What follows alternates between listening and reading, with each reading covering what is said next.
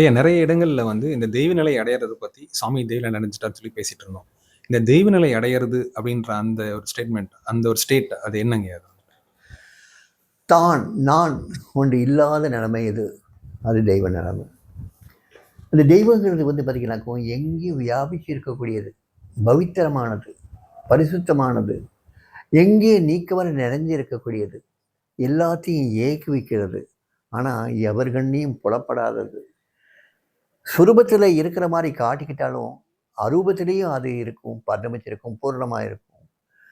சுரூபத்தில் இருந்து அது வந்து மாண்டு மடிஞ்சு போனாலும், அரூபத்தில் அது என்றைக்கும் வாழ்ந்துக்கிட்டே இருக்கும்.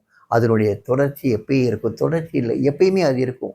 அது பிறவாத வஸ்து, எப்பயும் இருக்கிற வஸ்து, என்றைக்குமே வாழ்ந்துட்டு இருக்க வஸ்து அது.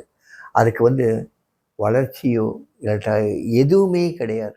எப்பயுமே இருக்கக்கூடிய வஸ்து, ஒரு பூர்ணமான வஸ்து. அந்த பூரணமான வஸ்துவை தான் தெய்வம்னு சொல்கிறாங்க. அந்த தெய்வத்தில் கரைஞ்சி போகிறதுங்கிறது உங்களுடைய இந்த சின்ன இந்த செல்ஃப் இருக்குல்ல, நானுங்கிற ஒன்று இருக்குல்ல, அந்த நானை விட்டுட்டா மற்றது பூரா அதான். அந்த நானுங்கிற ஒன்று தான் நம்மளை வந்து தடுத்து நிற்குது. அந்த நானை தூக்கி எரிஞ்சிட்டோம்னா மிச்சம் இருக்கிறது பூரா அது ஒன்று தான் இருக்குது. அது அதுவாகவே இருக்குது. அந்த அதுக்கு வந்து ஆண்பால் கிடையாது, பெண்பால் கிடையாது. அந்த அது ஏதோ எல்லாத்தையும் கடந்த ஒன்றா இருக்குது. அது உங்களுக்குள்ளேயும் இருக்குது, உங்கள் சரீரத்துலேயும் இருக்குது. ஆனால் அதை முட்டுக்கட்டையை அதை பார்க்க தடை பண்ணுறது ஒன்றே ஒன்று தான், அந்த நானுங்கிற ஒன்று தான்.